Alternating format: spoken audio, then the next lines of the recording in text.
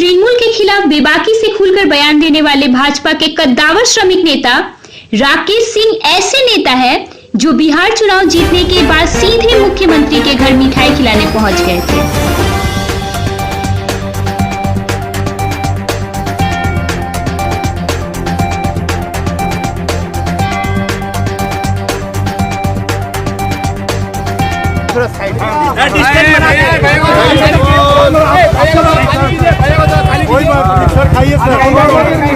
आज कोई ऐसा ये नहीं है, हम लोग खुशी से देना चाहते हैं। देखिए बंगाल में भाजपा की स्थिति के बारे में हमारे कैमरे के सामने क्या कहा राकेश सिंह ने।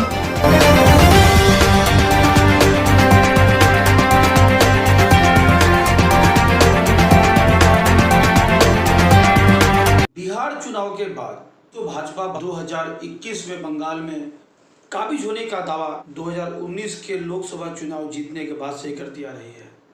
बिहार विधानसभा चुनाव के मद्देनजर भाजपा कर्मियों में देखा जा रहा है एक अतिरिक्त ऊर्जा, और ऐसे ही वक्त में हम हाजिर हुए हैं कलकत्ता के एक हरफन मौला नेता, भाजपा के सक्रिय कार्यकर्ता राकेश सिंह।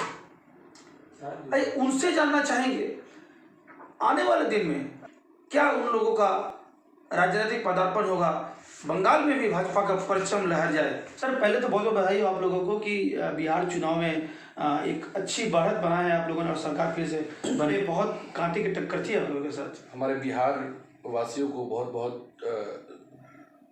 बहुत सारा हमारे कार्यकर्ता की वजह से आज हम लोग सक्षम हुए हैं, और ये सफलता का श्रेय पूरे जो कार्यकर्ता दिन रात एक मेहनत करके अपना परचम लहराया है, और पहले से ज़्यादा अपना पैर भी मजबूत किया गया है बिहार में।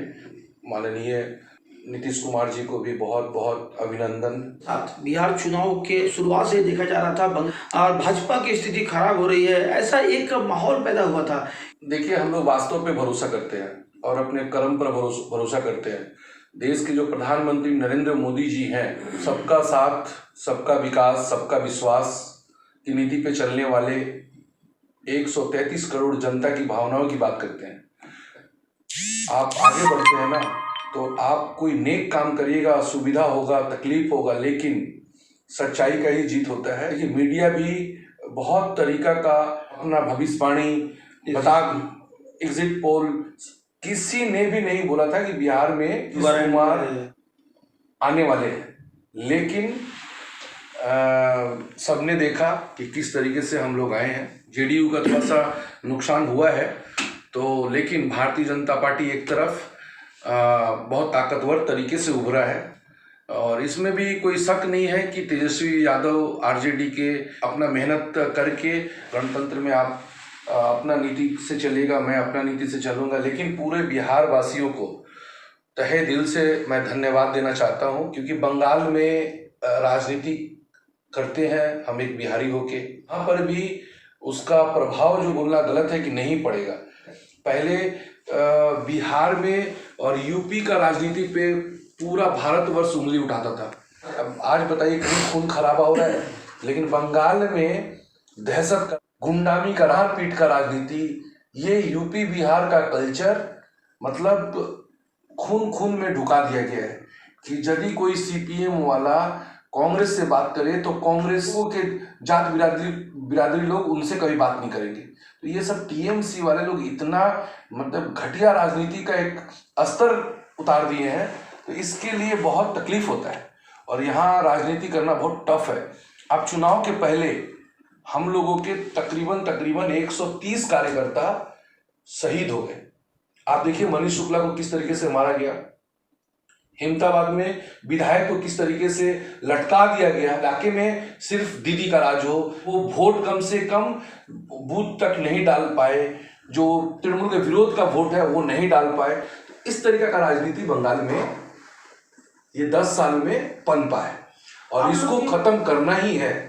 हमारे गृह मंत्री अमित शाह जी आए थे, तो उस कार्यक्रम में हम लोगों को बैठने का सौभाग्य प्राप्त हुआ, और यहाँ का जो चुनाव जिस ढंग का होगा और उन्होंने जो आश्वासन दिया है वो बहुत अलग होगा।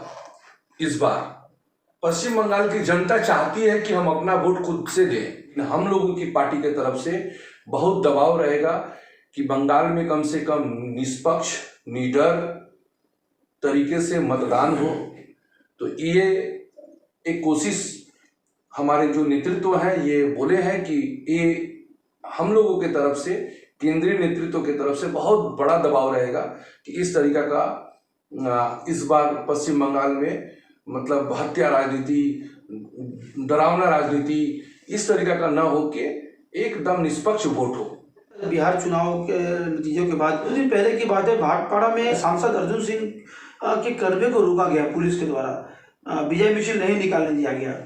वैसी स्थिति में जबकि आप लोग हमेशा पुलिस के विरुद्ध आग उगलते रहे हैं, पुलिस के बारे में आप लोग हमेशा विरोधाभास आप लोगों का दिखा है, लेकिन इस चुनाव के बाद अचानक से देखा जा रहा है आप लोग की स्ट्रेटेजी में बदलाव कि आप लोग पुलिस के प्रति आभार व्यक्त कर रहे हैं और सद्भावना वाली स्थिति पैदा हो रही है। सर क्या कारण है इसका?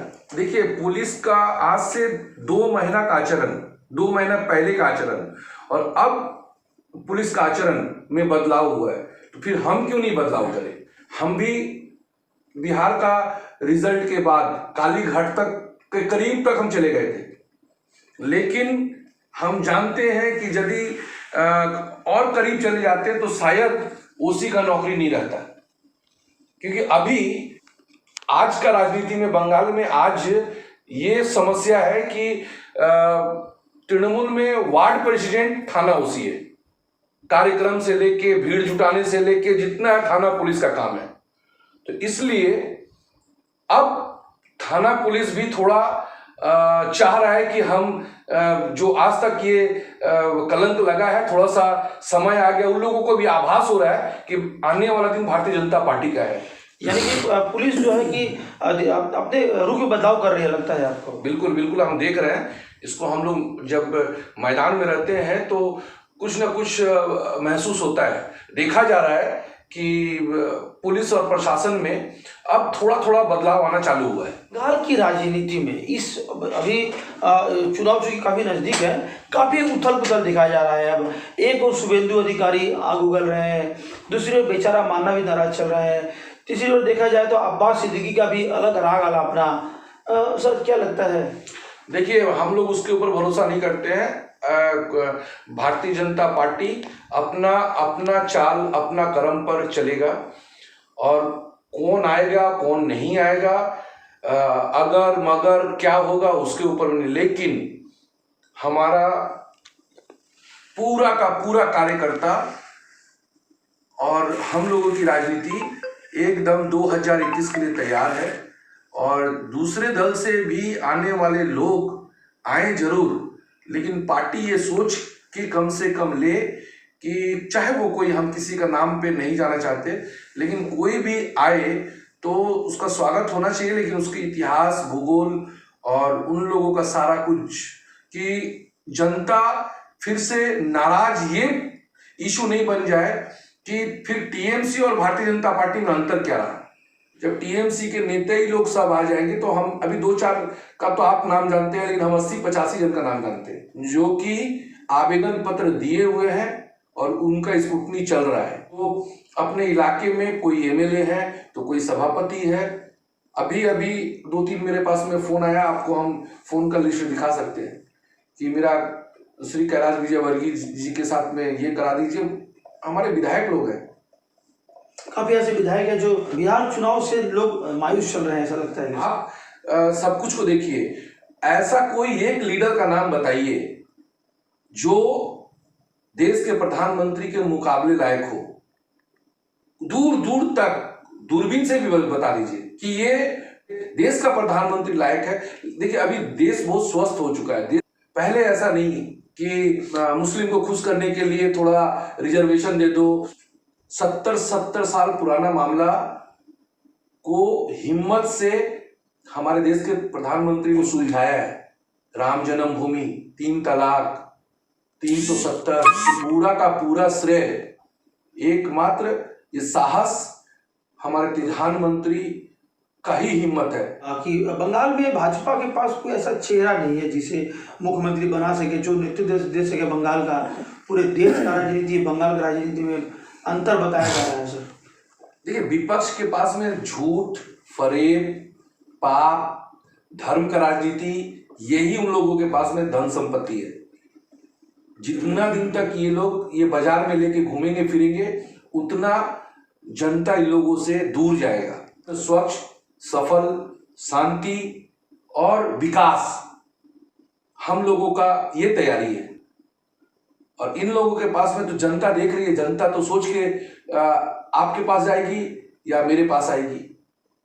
तो फैसला तो जनता ले चुकी है पहले से, और 18 सीट जो देने के बाद ये तय है कि भाजपा का सरकार आने वाला है 2021 में। अभी पर्व का भी त्योहार का समय चल रहा है, और त्योहार के बाद फिर आप लोगों को जनता से जुड़ने का मौका मिलेगा, तो क्या संवाद देगी जनता को? देखिए, कार्यकर्ता और जनता और नेता 3 समीकरण है। नेता तो हम नहीं है, कार्यकर्ता के रूप में हम यही बोलेंगे कि एक एक कार्यकर्ता जनता से संवाद करे, भारतीय जनता पार्टी का अपनी नीति और मार्गदर्शन हमारे नेता लोग जो दे रहे हैं उनको समझाना और अपने पक्ष में लेके आना। अब समय बहुत कम है, एक एक समय का सदुपयोग करते हुए यहाँ पर किसी भी तरीके से तृणमूल को बंगाल का खाड़ी में डुबा देना है कि फिर कभी जीवन में पनपे नहीं। इतना कटमनी, बेरोजगारी, आप सरकारी आदमी से अपना राजनीतिक पार्टी का काम करा रही हैं और डीए 52% आपका बाकी है, और खाली एक ही कैसेट बजाती हैं दीदी कि केंद्र छल कर रहा है। तो आयुष्मान भारत क्यों नहीं है, किसान का पैसा क्यों रोक के रखी हैं? तो ये सब जो चीज है, हम लोग कार्यकर्ता जनता के पास जाए, किसान के पास जाए, बेरोजगार के पास जाए, नौजवान के पास जाए, घर घर जाए और हिम्मत लेके जाए।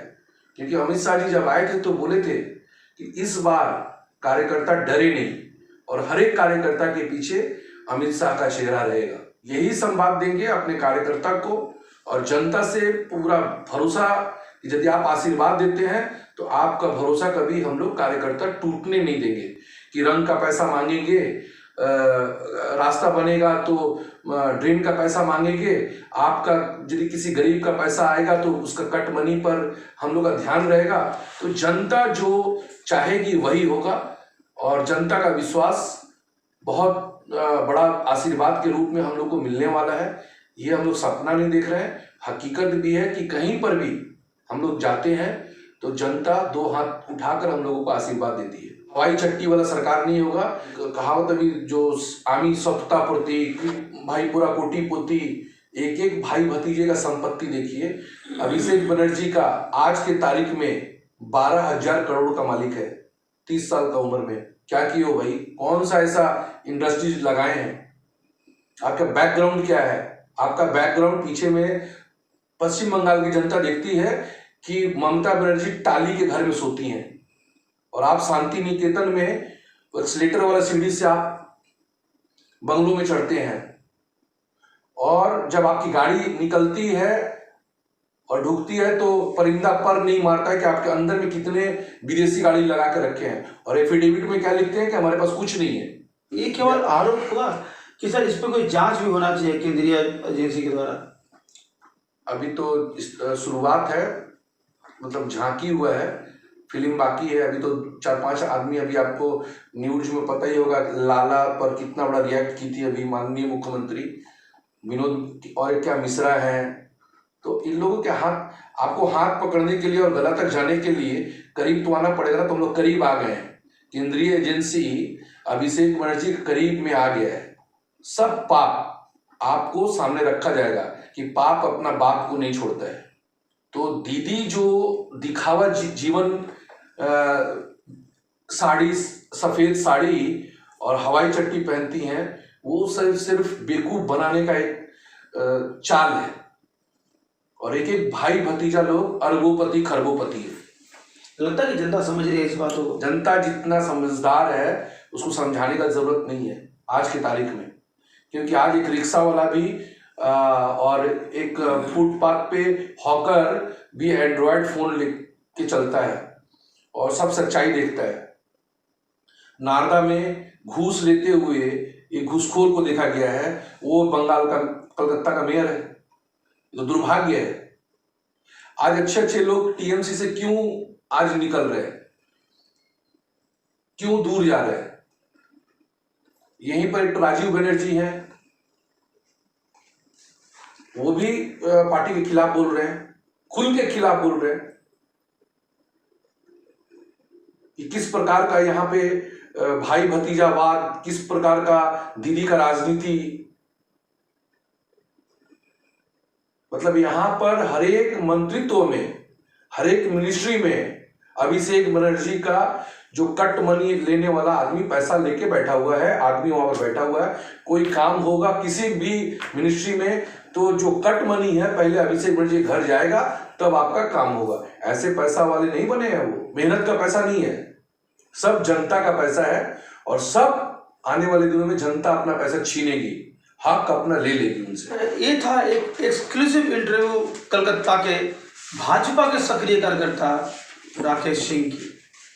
एक ओर जहां अपनी जीत का दावा कर रहे हैं, दूसरी ओर बंगाल में सत्ताधारी पार्टी के करीब सैकड़ों ऐसे विधायक एवं नेता हैं जिनका नाम का खुलासा फिलहाल नहीं कर रहे हैं, लेकिन ये सारे लोग भाजपा के संपर्क में एवं बहुत जल्द जो है ये सारे लोग भाजपा में जुड़ने जा रहे हैं, ऐसा दावा कर रहे हैं। इसके साथ साथ पुलिस की भूमिका पे जिस तरीके से उंगली उठाया करते थे, केवल उंगलियां उठा करती थी, आज कहीं ना कहीं सहानुभूति भी देखने को मिल रहा है भाजपा कार्यकर्ताओं की ओर से।